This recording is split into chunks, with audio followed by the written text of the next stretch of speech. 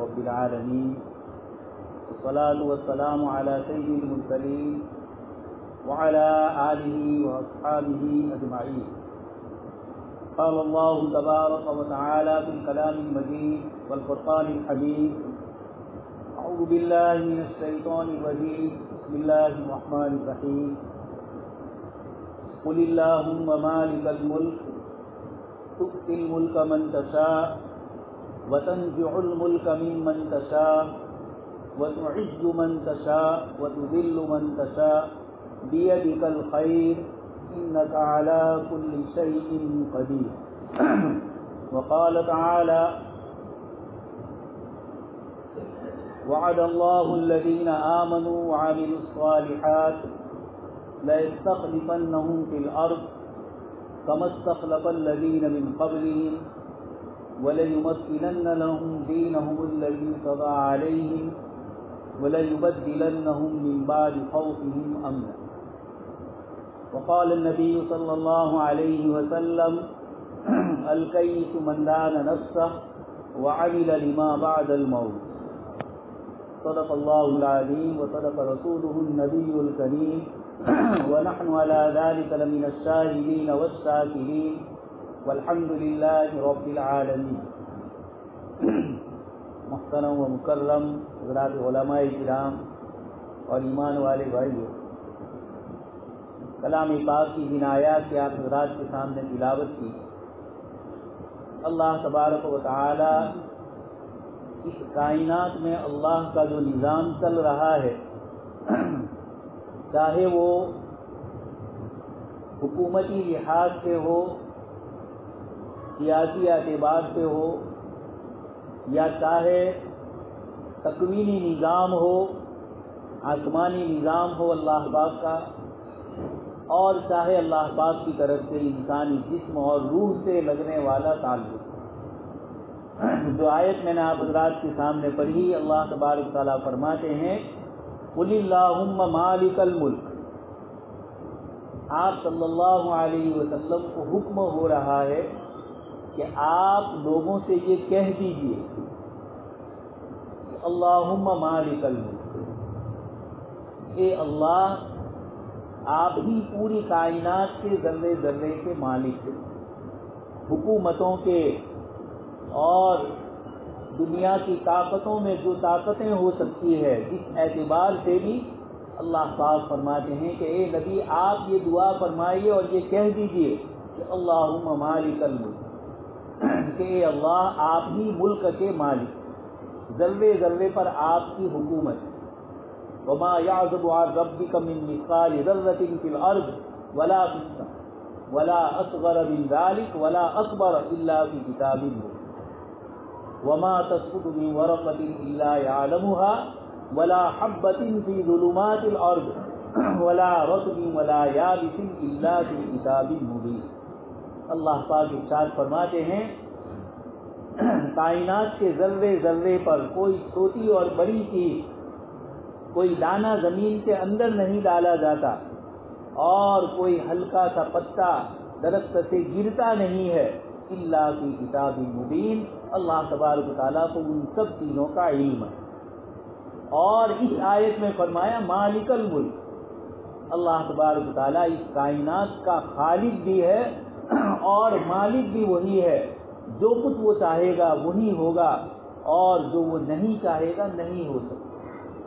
ما یفتح اللہ من رحمت فلا ممسک لها وما یمسک فلا مرسل له من بعد.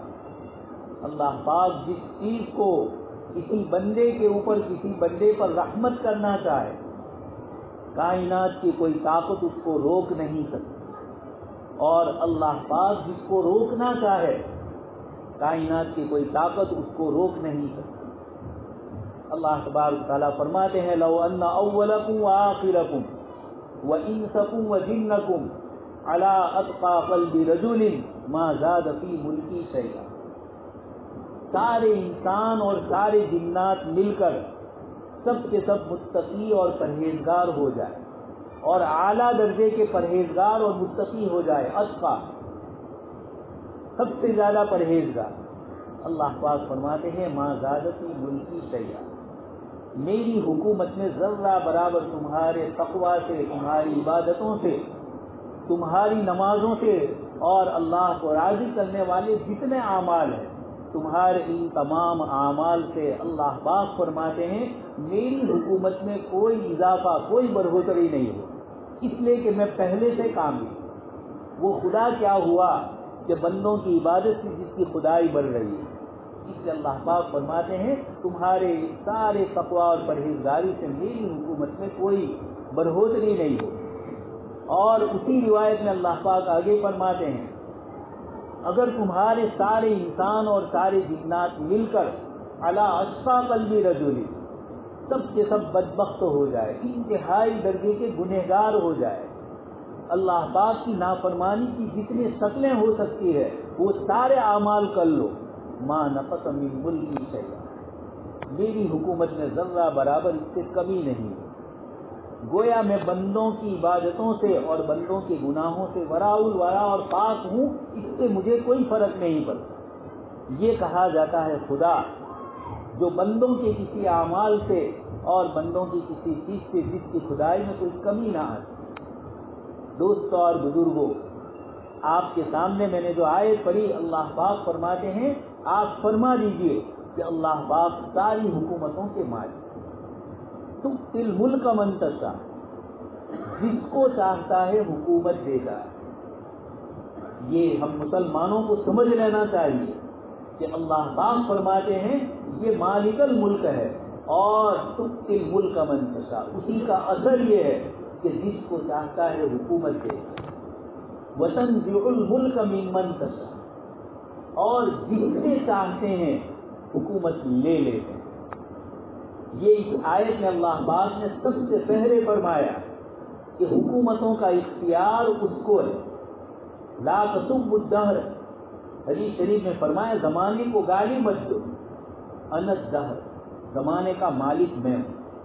اللہ پاک فرماتے ہیں یہ زمانے کا بھی مالک اور اس پوری کائنات کی چیزوں کا بھی مالک، ان قلوب العباد بین اصبع الرحمن، یہ بندوں کی جو قلوب ہے یہ رحمان کے ہاتھوں میں، یقلبها حیث یشاء، جس طرح چاہتے ہیں وہ پلٹتے ہیں، کسی کی محبت ڈالتے ہیں، کسی سے نفرت ڈالتے ہیں۔ یہ سارا مقلب القلوب، مصرف القلوب کے اختیار میں ہے، بندوں کے قلوب، محبتیں۔ حدیث شریف میں ہے عزت اللہ پاک آسمان سے تقسیم کرتے ہیں، جب اللہ پاک زمین پر کسی بندے سے محبت کرتے ہیں تو حضرت جبرائیل علیہ السلام کو بلاتے ہیں اور یہ فرماتے ہیں کہ جبرائیل میں اپنے فلاں بندے سے محبت کرتا ہوں۔ حضرت جبرائیل علیہ السلام 7ویں آسمان پر اس کا اعلان ہوتا ہے، اس طریقے سے 7ویں آسمان پر، 5ویں آسمان پر، سارے آسمانوں پر اعلان ہوتا ہے کہ فرشتوں اللہ پاک فلاں بندے سے محبت کرتے ہیں، تم بھی ان سے محبت کرو۔ پھر آسمان سے اللہ کے نیک اور صالح بندے ہوتے ہیں، ان کے دلوں میں بات ڈالی جاتی ہے کہ ہم اپنے فلاں بندے سے محبت کرتے ہیں، تم بھی ان سے محبت کرو۔ تو تؤتی الملک من تشاء وتنزع الملک ممن تشاء، اس کی حکمتیں ہوتی ہے، اس کی مصلحتیں ہوتی ہے، اس کائنات میں ذرے ذرے پر اس کی حکمتیں، کسی چیز کا ظاہر کچھ ہوتا ہے اور نتیجہ اس سے کچھ اور ہوتا ہے۔ عسیٰ ان تکرہوا شیئا وہو خیر لکم، اللہ پاک فرماتے ہیں کچھ چیزوں کو ظاہر میں تم ناپسند سمجھتے ہو اور اللہ تبارک تعالیٰ اسی میں تمہارے لیے خیر اور بھلائی ہے۔ اس لیے ایک مومن کا عقیدہ ہوتا ہے کہ اللہ پاک حکومتیں چھیننے والے اور حکومتیں عطا کرنے والے ہیں، لیکن اس کی ذات عزیز بھی ہے، حکیم بھی ہے، علیم بھی ہے، قدیر بھی ہے۔ کائنات کے ذرے ذرے پر صفت علم اور صفت قدرت سے اس نے اپنا پورا انتظام چلایا۔ اس لیے پہلی آیت میں تو اس دنیاوی انتظام کے مطابق فرمایا کہ یہ سب کچھ اللہ کے ہاتھ میں ہے، ساری بلائی اسی کے اختیار ہے، وہ ہر چیز کے اوپر قادر ہے۔ آگے ارشاد فرمایا کہ صرف حکومتوں پر میں مالک نہیں ہوں، روز مرہ تم اپنی آنکھوں سے دیکھ رہے ہو، تولج اللیل فی النہار وتولج النہار فی اللیل، کبھی رات لمبی ہوتی ہے اور دن چھوٹا ہوتا ہے، جیسے یہ ہمارا سردی کا موسم آ رہا ہے، اس کے اندر رات لمبی ہوتی جا رہی ہے اور دن مختصر ہوتا ہے۔ گرمی کے دنوں میں اللہ تبارک تعالیٰ دن کو بڑا فرماتے ہیں اور رات کو مختصر فرماتے ہیں۔ یہ اشارہ فرمایا کہ جو خداوند قدوس حکومتوں میں زمین ہے، کسی کے اختیار میں اور کسی سے لے لیتے ہیں، آگے اور پیچھے جو ہوتا ہے، یہی نظام اللہ پاک کا اپنی آسمانی دنیا پر اور فلکیات اور آبزرویٹری یہ خگور شاستر میں اللہ تبارک تعالیٰ یہی نظام فرماتے ہیں۔ رات کو اور دن کو بدلنا، اس کا مطلب کیا ہے؟ سورج اور چاند کے نظام کو اللہ پاک نے اپنے اختیار میں رکھا۔ آپ صلی اللہ علیہ وسلم کے زمانے میں سورج گرہن ہوا، لوگوں کے دلوں میں یہ خیال آیا، جاہلیت میں ایک عقیدہ تھا، آج بھی آپ دیکھ رہے ہیں کہ یہ لوگ آسمانی دنیا کی باتوں کے متعلق اپنی طرف سے، ہمارے یہاں کچھ لوگ مستقبل کو دیکھنے والے ہو، ستاروں کے کھیل ہوتے ہیں، بھوشیہ دیکھنے والے ہوتے ہیں، جوتش شاستر ہوتا ہے، یہ اپنی طرف سے ادھر ادھر کی باتیں کرتے ہی رہتے، اور اس کے اندر کوئی چیز سچ پر گئی تو دعوے ہوتے ہیں اور جھوٹ ہوئی تو اس کی تعویلیں ہوتی ہیں۔ اللہ پاک نے انسانوں کے ہاتھ میں یہ نظام نہیں رکھا۔ آپ صلی اللہ علیہ وسلم کے زمانے میں بھی لوگوں کے دل میں یہ جاہلیت کا ایک عقیدہ تھا کہ اللہ تبارک و تعالیٰ جب اس کائنات میں سورج گرہن کرتے ہیں تو اس زمین میں کوئی بہت بڑا واقعہ پیش آنے والا۔ اتفاق سے آپ صلی اللہ علیہ وسلم کے صاحبزادے حضرت ابراہیم رضی اللہ عنہ کا انتقال بھی ہوا۔ لوگوں کے دل میں یہ کس قسم کی چیز تھی؟ جب آپ صلی اللہ علیہ وسلم کو پتا چلا، آپ منبر پر تشریف فرما ہوئے اور آپ صلی اللہ علیہ وسلم نے صحابہ کرام سے فرمایا، ان الشمس والقمر آیتان من آیات اللہ، کہ یہ سورج اور چاند اللہ پاک کی نشانیوں میں سے ایک نشانی، لا ينخسفان لموت احد ولا لحیات، یہ کسی کی پیدائش سے اور کسی کی موت سے اس پر کوئی اثر نہیں، یہ بیچارے اپنی رفتار سے چل رہے ہیں۔ یاسین شریف روزانہ ہم تلاوت کرتے ہیں، اللہ پاک اس میں چیلنج فرماتے ہیں، لا الشمس ينبغي لها ان تدرك القمر ولا الليل سابق النهار، نہ سورج ایک گھڑی آگے بڑھ سکتا ہے اپنی رفتار سے اور نہ پیچھے ہٹ سکتا ہے، اور ولا الليل سابق النهار، سورج یہ چاہے کہ میں جلدی چلا جاؤں اور رات آ جائے، یا میں یہ چاہوں کہ رات چھوٹی ہو جائے اور میں لمبا ہو جائے، اللہ پاک فرماتے ہیں تولج اللیل فی النہار، یہ اللہ کے اختیار ہے۔ دوسری ایک آیت میں 20ویں پارے میں فرمایا کہ اگر اللہ پاک چاہے رات ہی رات رکھنا، سرمدد الی یوم القیامہ من الہ غیر اللہ یأتیکم بالنہار، کون ہے جو دین کی روشنی بھی لیا روشنی لے آئے، اور اگر اللہ پاک دن ہی دن رکھنا چاہے، من الہ غیر اللہ یأتیکم بلیل تسکنون فیہ، کون خدا ہے جو اللہ کے علاوہ اس رات کو لمبا کر دے یا اس رات کو مختصر کر دے؟ اللہ پاک فرماتے کسی کی طاقت، جن کے ذریعے رات اور دن بدلتے ہیں سورج اور چاند، ان کے متعلق تو فرمایا کہ اللہ پاک نے آسمان و زمین سے پوچھا طوعاً او کرہا، کہ زمین اور آسمان تم اللہ کی عبادت کرو، فرما برداری کے ساتھ آؤ یا مجبوری کے ساتھ آؤ؟ ان دونوں نے کیا کہا؟ قالتا اتینا طاعین، اے مولا کریم ہم آسمان اور زمین تیرے حکم کے تابع ہیں اور ہم کیوں مجبور ہو کر آئے، ہم تکوینی فطری نظام نیچر کے نظام کے مطابق ہم آپ کے فرما بردار۔ تو دوست اور بزرگوں، اللہ پاک نے پہلے حکومت کو ذکر کیا کہ آگے پیچھے کرنا ہمارے اختیار میں، اسی طریقے سے آسمان و زمین کے نظام کو آگے پیچھے کرنا یہ بھی ہمارے اختیار ہے۔ جو خداوند قدوس اتنے بڑے آسمان اور زمینوں کو آگے پیچھے کر سکتا ہے، رات اور دن کے نظام کو ایک ترتیب سے چلا رہا ہے، اور سورج اور چاند اپنی رفتار سے اپنا کام کر رہے ہیں۔ قرآن کریم نے ایک اور آیت میں فرمایا کل فی فلک یسبحون، لاکھوں اور کروڑوں ستارے آسمان پر ہے، اور اب تو سائنس نے ترقی کر کے بلیک ہول ایسی سوراخ ہے جس میں لاکھوں سورج چھپ جائے چلے جائے تب بھی وہ ہال پور نہیں ہو۔ سائنسسٹ پریشان کہ اوپر کی دنیا میں ایسے ایسے بڑے شگاف ہے اور ایسے بڑے سوراخ ہے جس کو بلیک ہول سے سائنسسٹ لوگ تعبیر کرتے ہیں کہ اتنے بڑے ہیں کہ لاکھوں سورج اس میں آ جائے، اور سورج کتنا بڑا ہے میں اور آپ جانتے ہیں، ہماری زمین ہزاروں کی تعداد میں ہو جائے دوسری ہماری تب بھی وہ سورج کے برابر نہیں ہوتی۔ یہ تو اللہ پاک کے اس کائنات اور یونیورسل کے نظام میں ایک بلیک ہول کے مطابق اللہ پاک کی نشانی سائنسسٹ لوگ بتلاتے ہیں۔ جو چیزیں ان کی معلومات میں نہیں ہے، انسان کے علم میں نہیں ہے، وہ کیا ہوگا وہ اللہ پاک کی جانتا ہے۔ ایسی قدرت اور طاقت والی ذات فرماتی ہے یولج اللیل فی النہار ویولج النہار فی اللیل، رات اور دن کا نظام بھی ہمارے ہاتھ میں، یہاں بھی جو آگے پیچھے ہوتا ہے اگر انسانی حکومتوں میں آگے پیچھے ہو جائے تو یہ کہ ایک چھوٹی سی زمین اور اس زمین کے ایک حصے پر اللہ تبارک تعالیٰ کی طرف سے یہ نظام۔ تیسری چیز فرمائی یخرج الحی من المیت ومخرج المیت من الحی، زندہ سے مردہ کو اور مردہ سے زندہ کو پیدا کرنا یہ بھی ہمارے اپنے ہی اختیار ہے۔ ایک انسان ہے، حضرت آدم علیہ السلام کو پیدا فرمایا اللہ پاک نے من صلصال من حمأ مسنون، چنچناتی ہوئی مٹی کے ذریعے اللہ تبارک تعالیٰ نے حضرت آدم علیہ السلام کا پتلا تیار فرمایا، اس میں روح ڈالی، ونفخت فیہ من روحی، اللہ پاک نے فرشتوں کو حکم دیا اور انہوں نے سجدہ کیا۔ حضرت آدم علیہ السلام کی پیدائش مٹی سے ہوئے اور اس کے بعد اولاد آدم کی پیدائش مادہ منوی یا طبیعیت کے ذریعے اللہ تبارک تعالیٰ نے انسانوں کی تخلیق کی، اور اسی نیت کے ذریعے پھر دوسرے انسان ہی سے اللہ نے مادہ منویہ پیدا کیا جو مردہ ہے، اور اسی مردہ سے اللہ نے انسان کو پیدا کیا۔ رات دن کا پورا انسانی نسل کا نظام اللہ پاک کی پوری دنیا میں چلا۔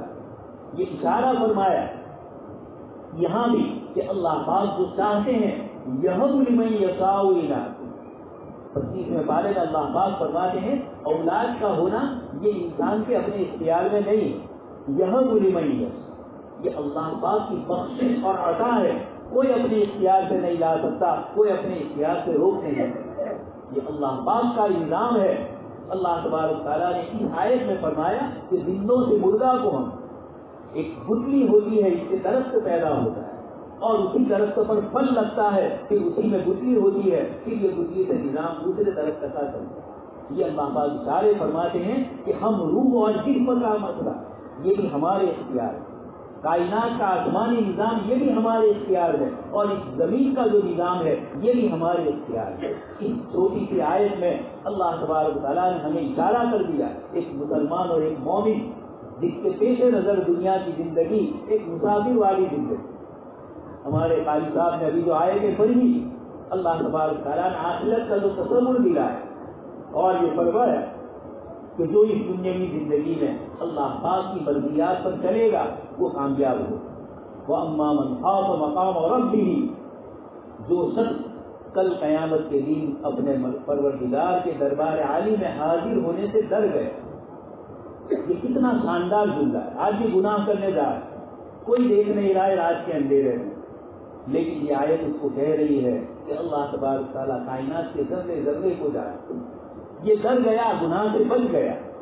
حضرت مائز اسلمی رضی اللہ تعالیٰ عنہ گناہ ہو جائے، حدیث شریف میں فرمایا الاثم ما حاق فی صدری، گناہ وہ ہے جو تیرے دل میں خطر محسوس ہے۔ ایک مومن کے دل میں گناہ تو ہو سکتا ہے انسان سے، کلکم خطاؤون وخیر الخطائین التوابون، تم سب سے سب گنہگار ہو، اللہ پاک فرماتے ہیں، لیکن بہترین گنہگار وہ ہے جو توبہ کرے۔ تو اللہ پاک اپنی قدرت اور طاقت کا استحضار کروا کر ہم مومنین کو بتلاتے ہیں کہ تم جس خداوند قدوس کے آگے سجدہ کرتے ہو، جس خداوند قدوس کو اپنا خالق اور مالک سمجھتے ہو، اپنی تقدیر کا اختیار جس کے ہاتھ میں سمجھتے ہو، وہ خداوند قدوس اس کائنات میں اگر کوئی تبدیلی کرتے ہیں تو تمہاری سمجھ سے وہ چیز باقی ہوتی ہے۔ حضرت موسیٰ علیہ السلام اور حضرت خضر علیہ السلام کا قصہ سورہ کہف جمعہ کے دن جو پڑھنے کا حکم آپ صلی اللہ علیہ وسلم نے سنت قرار دیا اور دجال کے فتنے سے سورت کے پڑھنے پر حفاظت کا وعدہ فرمایا۔ اس صورت میں حضرت موسیٰ علیہ السلام 3 چیزیں دیکھتے ہیں اور تینوں پر آپ کو ظاہر میں اشکال پیدا ہو. اللہ کے دوسرے نبی حضرت خضر علیہ السلام، حضرت موسیٰ علیہ السلام شریعت والے تھے، اس لیے شریعت کے خلاف کوئی چیز دیکھے تو وہ رک نہیں سکتے. اللہ پاک نے یہ بتلانا چاہا کہ موسیٰ جیسے شریعت کا ہمارا ایک علم ہے، اس کائنات کا جو نظام چل رہا ہے اس کا بھی ہمارا ایک نظام، یہ نظام انسانی اور بشری اور شریعتی تقاضوں کے مطابق نہیں ہوتا، وہ علام الغیوب کی اپنی حکمتوں اور مصلحتوں کے مطابق ہوتا. انسان کی وہاں تک رسائی نہیں ہوتی ہے، اس لیے ہمیں تقدیر کا پابند کرنا، یہ اللہ پاک کا احسان ہے. تقدیر کا عقیدہ جو ایمان والوں کو دیا گیا ہے، دوستوں اور بزرگوں، اس سے بندہ بڑی سے بڑی مصیبت کے اندر سنبھل جاتا ہے. میرے خدا کی طرف سے آئے، بڑی مصیبت آئے تو بھی اور راحت آئے تو بھی اتراتا اور تکبر نہیں کرتا ہے، یہ میرا نہیں اللہ کا دیا. اس لیے ایک آیت کریمہ میں اللہ پاک نے ارشاد فرمایا لِكَيْ لَا تَأْسَوْا عَلَىٰ مَا فَاتَكُمْ وَلَا تَفْرَحُوا بِمَا آتَاكُمْ. اللہ کی دی ہوئی نعمتوں کے اوپر اتراؤ مت، اور اگر اللہ پاک کی طرف سے کوئی امتحان آیا تو لا تأسوا، گھبرا مت جاؤ، پریشان نہ ہو جاؤ، یہ اللہ پاک کا نظام. تم اپنے آپ کو دیکھو کہ ہم شریعت کے مطابق ہے، ہم جب اس کے حکم پر چلیں گے تو وہ کائنات کی طاقتوں کو ہمارے حکم کے مطابق چلائے. انبیاء کرام علیہ السلام کے 25 نبیوں کے واقعات قرآن کریم میں ذکر فرمائے، اور ہر نبی کے ساتھ عجیب و غریب اللہ پاک کی حکمت اور معجزے کا ظہور ہو. یہ 25 واقعات نہیں ہے، یہ کائنات میں پیش آنے والے مختلف قسم کے جو احوال ہے، مسلمانوں کو بتلایا، ایمان والوں کو بتلایا. یہ انبیاء کرام علیہ السلام کے سر و سامانی کے عالم میں تھے، لیکن ایک اللہ کی وحدانیت کے قائل تھے. وقت کی طاقتوں کا مقابلہ کیا، اور اللہ تبارک تعالیٰ نے جن طاقتوں نے اپنا سب کچھ زور لگایا، لیکن نتیجہ کیا ہوا؟ فرعون نے کہا انا ربکم الاعلی، میں تمہارا سب سے بڑا رب ہوں. اللہ پاک نے جس وقت امتحان لینا تھا، حضرت موسیٰ علیہ السلام کو فرمایا کہ آپ نکل جائیے اور بنی اسرائیل کو اپنے ساتھ لے جائیے. سامنے موسیٰ علیہ السلام پہنچتے ہیں، جانا تھا شمال میں، اللہ پاک پہنچا دیتے ہیں مشرق کی طرف. اب وہاں بحر کلثوم آتا ہے، راتا سمندر جس کو بولتے ہیں ریڈ سی، وہ آ جاتا ہے. موسیٰ علیہ السلام دیکھ رہے ہیں کہ پیچھے فرعون کا لشکر ہے اور آگے دریا ہے. بنی اسرائیل نے جب دیکھا تو موسیٰ علیہ السلام سے کہا آپ نے ہمیں کہا تھا پیچھے فرعون کا لشکر ہے اور آگے دریا ہے، جائیں گے کہاں؟ نہ لبود رکھو. بڑی تاکید سے بنی اسرائیل کہہ رہے ہیں کہ موسیٰ ہم تو ضرور بھی ضرور پکڑے جائے، اس لیے کہ کوئی چیز نظر نہیں آئی. جتنی تاکید سے بنی اسرائیل نے یہ جملہ کہا تھا، حضرت موسیٰ علیہ السلام نے اس سے زیادہ تاکید سے کہا کلا ان معی ربی سیہدین، ہرگز نہیں، میرے ساتھ میرا رب ہے، وہ مجھے ضرور راستہ بتائے. اور پھر اللہ پاک نے وہی موسیٰ علیہ السلام کے لیے سمندر میں راستے کیے، اور موسیٰ علیہ السلام دریا کے اس پار پہنچ گئے. یہ چاہتے تھے کہ اب اس کو پار دیا جائے تاکہ فرعون اس طرف رہ جائے اور ہم اس طرف، اور بیچ میں سمندر آ جائے. اللہ پاک نے فرمایا وَاتْرُكِ الْبَحْرَ رَهْوًا، اے موسیٰ سمندر کو اسی کے حال میں رہنے دو جس طریقے سے. فرعون نے دیکھا اور اپنے لشکر کے ساتھ دریا میں کودا اور بیچ دریا میں گیا. اللہ پاک نے اس کو ہلاک کر دیا. اس وقت وہ کہہ رہا ہے آمنت کہ میں ایمان لایا جیسے بنی اسرائیل ایمان لایا، اس خدا پر میں بھی ایمان لاتا ہوں. اللہ پاک نے فرمایا الآن وقد عصیت قبل وکنت من المفسدین، اب سمجھ میں آ رہا ہے جبکہ اب تیری روح گلے پر آ گئی، اب ایمان قابل اعتبار نہیں ہے. اللہ پاک نے فرمایا فَالْيَوْمَ نُنَجِّيكَ بِبَدَنِكَ لِتَكُونَ لِمَنْ خَلْفَكَ آیَةً، آج تیرے جسم کو ہم پوری دنیا انسانیت کے لیے عبرت کا نشان بنائیں. اللہ پاک نے سمندر سے اس کو باہر نکالا. بنی اسرائیل نے آنکھوں سے دیکھ لیا، یقین نہیں آتا تھا. اللہ پاک نے اس کو بند. ڈاکٹر مورس بوکائے جو فرانس کے بہت بڑے ڈاکٹر ہیں، ہاتھ کے اسپیشلسٹ سے شاہ فیصل مرحوم رحمۃ اللہ علیہ کا ہاتھ کا انہوں نے علاج کیا. اللہ پاک نے انہوں نے چند سوالات کیے، اللہ پاک نے بعد میں ان کو ایمان کی توفیق دی. اتفاق سے جب یہ فرعون کی ممی مصر میں ملی اور اس کے بعد اس میں مسالہ ڈالنے کے لیے، اس کی ناش کو مسالہ ڈال کے تیار کرنے کے لیے انگریزوں نے سوئٹزرلینڈ دی اور وہاں سے فرانس بھی گئی اور اس کے اوپر ریسرچ کر کے سب کچھ ہوا۔ ڈاکٹر مورس بوکائی کی سمجھ میں نہیں آ رہا تھا کہ اس کے منہ کے اندر نمکین کہاں سے آئے، اس لیے کہ اس وقت دریا سے نہیں نکالا گیا تھا۔ جب نکالا گیا 1870 کے قریب تو اس وقت اس کو ایک جگہ سے لیا گیا تھا، کہیں ممیاں تھی وہاں کھود کام ہو رہا تھا، وہیں سے نکالا گیا۔ اس کو تعجب تھا کہ یہاں یہ نمکین گئی۔ وہی فکر کے ایک بہت بڑے مسلم سائنٹسٹ تھے، انہوں نے ڈاکٹر مورس سے کہا کہ قرآن کریم یہ کہہ رہا ہے کہ اللہ پاک نے ان کو غرق کیا سمندر۔ تو پھر اس نمکینی کو دیکھا گیا، اس کا سائنس سے ریپورٹ لیا گیا اور پتا چلا کہ یہ نمکینی وہی نظر آ رہی ہے جو سمندر کی ہو۔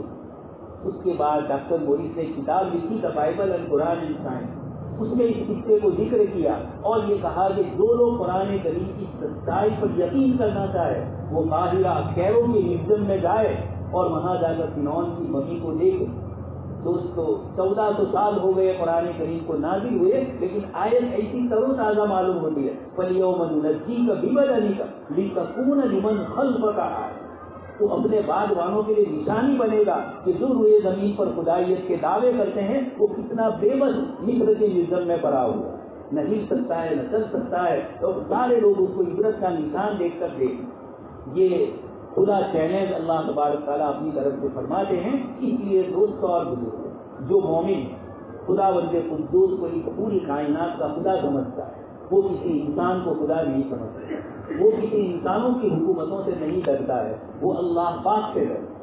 آپ کے سامنے میں نے ایک اور آیت پڑھی تھی، اس میں اللہ تبارک تعالیٰ فرماتے ہیں وعد اللہ الذین آمنوا وعملوا الصالحات۔ اللہ پاک نے وعدہ فرمایا، اور کس کا وعدہ؟ ایک شریف انسان جب وعدہ کرتا ہے، پہلے زمانے میں عربوں میں رواج تھا کہ اپنے بیٹے کی قربانی دے دے، اپنی ذات کا نقصان کر دے، لیکن کیے ہوئے وعدے سے وہ مکرتے نہیں۔ یہاں اللہ پاک فرماتے وعد اللہ کان وعد اللہ۔ اللہ پاک نے دوسری جگہ فرمایا لا یخلف اللہ المیعاد۔ اللہ پاک جو مخلوق کو اخلاقیات کی تعلیم دیتے ہیں وہ اپنے وعدے سے کیسے کیے؟ جب اللہ پاک کی آیت میں فرماتے ہیں وعد اللہ، سب سے پہلے جملہ ترغیب کا ہے، ہمیں شوق دلانے کے لیے فرمایا کہ یہ کسی اور کا وعدہ نہیں ہے، اللہ کا وعدہ ہے۔ الذین آمنوا وعملوا الصالحات، جو ایمان لائیں گے اور اچھے اعمال کریں گے۔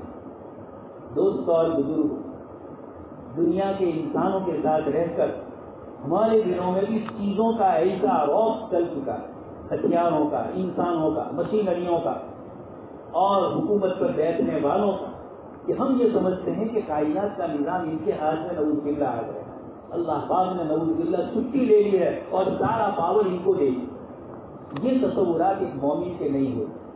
اس لیے حکومتوں کے بدلنے سے، حالات کے ناخوشگوار ہونے سے صحابہ کرام کی تربیت اس طریقے سے فرمائی کہ جب ان لوگوں نے دیکھ لیا کہ 4 سے لوگ ہمارے مقابلے میں آئے، قرآن کریم میں اللہ پاک نے سورہ احزاب میں غزوہ خندق کا پورا منظر پیش کیا، اذ جاؤکم من فوقکم ومن اسفل منکم، اوپر سے بھی پہاڑوں کی اوپر سے بھی آئے، دروں سے بھی آئے، نیچے سے بھی آئے، ہر 4 سے مدینہ منورہ کو گھیر لیا اور ایسا محسوس ہوتا تھا۔ اللہ پاک خود فرماتے ہیں، جو کوئی مبالغہ نہیں فرماتے، وَزُلْزِلُوا زِلْزَالًا شَدِيدًا۔ اللہ پاک اپنے پاک کلام میں صحابہ کرام کے حالات کو ذکر کرتے ہیں کہ ان کو سخت ہلایا گیا۔ یہ بدن کا ہلانا نہیں تھا، پورے جسم کو، قلب کو، روح کو ہلانا تھا کہ موت سامنے نظر آ رہی۔ ساری دنیا طاقت لے کر مسلمانوں کے مقابلے میں مدینہ میں آ چکی ہے اور ایسے حالات تھے کہ مدینہ سے باہر نکل کر حملہ نہیں کر رہے۔ یہ پہلا موقع ہے کہ مدینہ کے باہر خندق کھود کر دشمن اس طرف ہے اور مسلمان اس طرف۔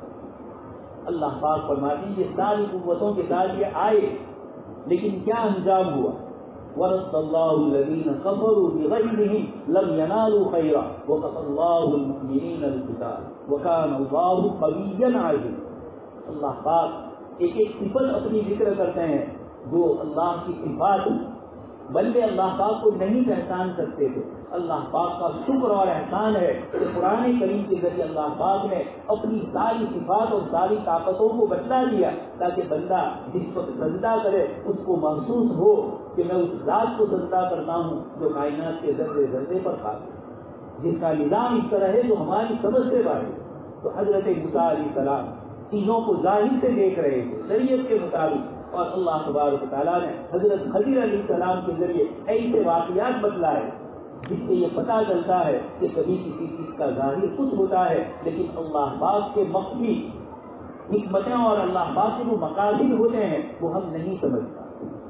سیدنا یوسف علیہ السلام کا قصہ قرآن کریم اللہ پاک نے ذکر فرمایا, پورا قصہ اتار چڑھا ہوا ہے. یوسف علیہ السلام خواب دیکھتے ہیں کہ کتنی اچھی چیز تھی, سورج اور چاند سجدہ کر رہے ہیں, ستارے آپ کو سجدہ کر رہے ہیں. حضرت یوسف علیہ السلام یہ خواب کہیں کسی طرح بھائیوں کو پہنچ گئے اور انہوں نے حضرت یعقوب علیہ السلام نے منع فرمایا تھا لا تقصصوا الرؤيا علی اخوتکم, اپنے بھائیوں سے قصہ مت کہنا, لیکن اللہ پاک کا نظام پہنچنا تھا, قصہ پہنچ گیا اور بھائیوں نے پھر آپ کو کنویں میں ڈالنے کی سازش کی اور کنویں میں ڈالا. خواب اور محبت کی چیز یوسف علیہ السلام کا مرتبہ بڑھنے والا تھا. سب خواب کی ظاہری حقیقت سے سمجھ رہے تھے کہ خواب کا مطلب یہ ہے کہ یوسف کو سب سجدہ کرے, یعنی یوسف بڑے مرتبے. دوست اور بزرگوں پچھلی شریعتوں میں اس طرح کا سجدے تعظیمی جائز, لیکن جناب نبی اکرم صلی اللہ علیہ وسلم کی شریعت آخری شریعت, یہاں شرک تک پہنچنے کے جتنے ذریعے اور وسیلے ہیں ان سب کو بھی ختم کر دیا. اس لیے اللہ کے نبی صلی اللہ علیہ وسلم نے صحابہ کو صاف فرما دیا, قرآن کریم کی آیتوں میں فرمایا ایک اللہ کے علاوہ کسی کے آگے یہ زمین نیاز جو قیمتی ہے اللہ ہی کے آگے جھکے گی اور کسی کے آگے جھک نہیں ہے, اور یہی دنیا کو پریشان کرتی ہے. یہ مومن ایک اللہ کے علاوہ کسی کو سجدہ نہیں کرتا ہے, اس کی زمین نیاز ایک اللہ ہی کے آگے جھکتی ہے. تو یہ اللہ تبارک تعالیٰ کا ایک نظام ہے. اللہ تبارک تعالیٰ نے کائنات میں اپنی قدرت اور طاقت کی چیزیں رکھی. یوسف علیہ السلام کے لیے بظاہر یہ اچھی چیز تھی, لیکن خواب کا نتیجہ کیا نکلا, کنویں میں پہنچ. اب ظاہر میں یہی نظر آتا ہے کہ کنواں انسان کے لیے چھوٹا بچہ ہے, اور کی غیابت الجب, مفسرین لکھتے ہیں کہ وہ عام راستے سے دور ایسا کنواں تھا جس میں پانی نہیں کھارا تھا.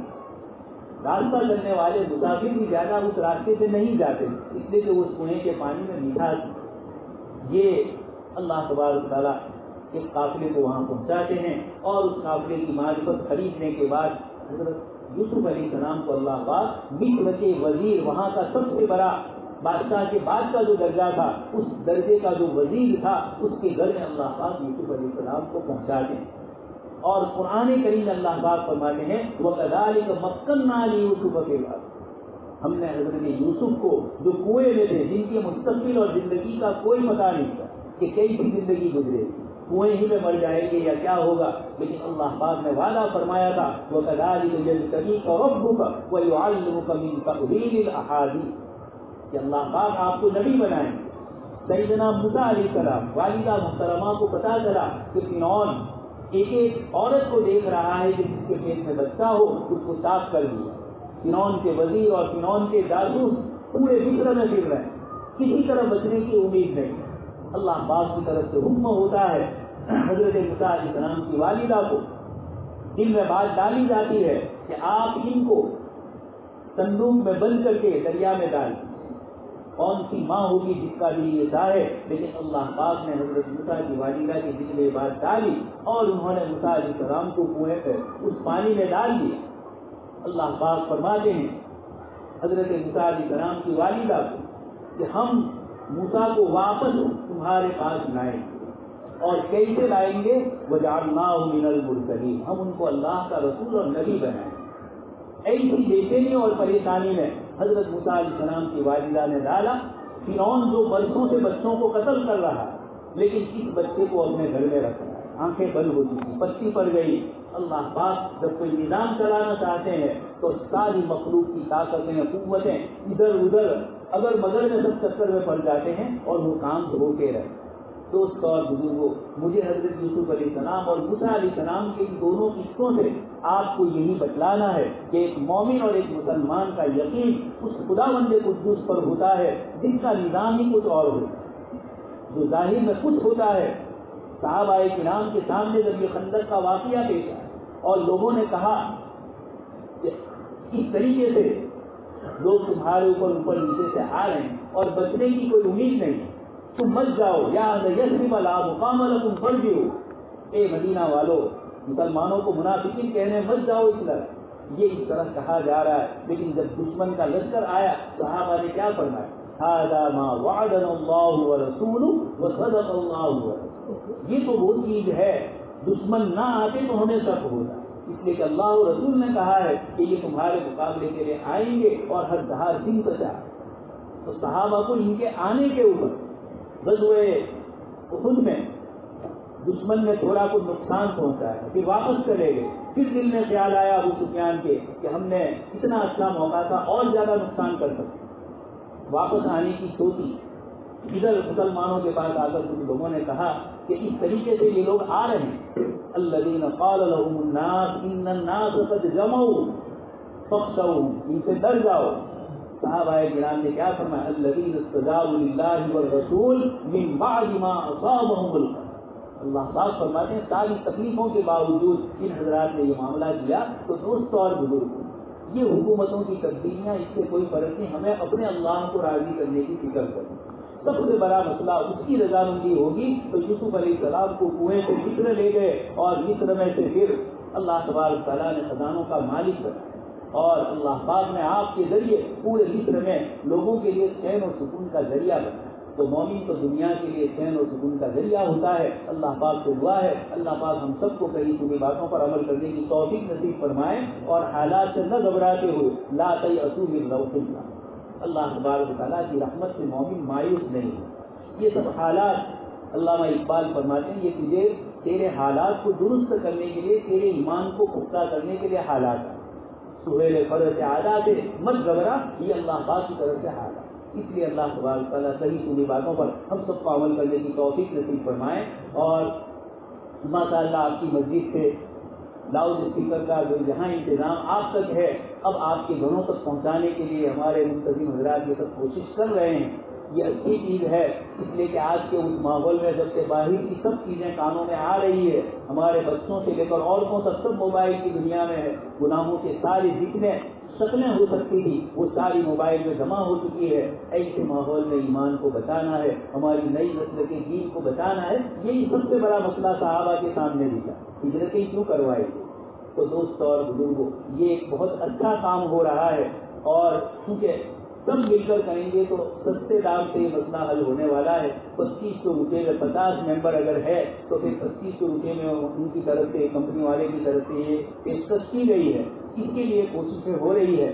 یہ پیسہ 2500 تو ادھر ادھر چیزوں میں بچے ہمارے پورا کرتے ہیں، یہ اللہ کے دین کے لیے کہیں کوئی حدیث سنی کسی نے اور اللہ پاک نے اس کے لیے حالات، اللہ پاک حالات پریشانی کے لیے کیوں آتے ہیں؟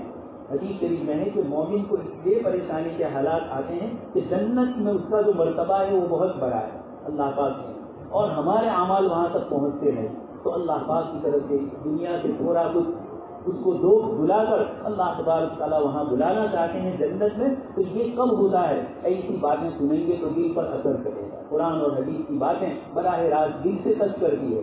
قلوب کا مالک ہم سے جب بات کرے گا، وہ مشین بنانے والا ہے وہی چلانے والا ہے، اس لیے اس کی بات سیدھی دل پر اثر کرے گی۔ اللہ تبارک تعالیٰ ہمارے ذریعے کسی ایک مومن کی بھی کان میں آواز آئے یا ہماری اپنی اولاد کے لیے بھی اللہ پاک ان کا دین درست کر دے، اس کے لیے کوششیں ہو رہی ہے۔ اللہ تبارک تعالیٰ اس میں بھی ہمیں کامیابی نصیب فرمائے۔ آمین وآخر دعوانا۔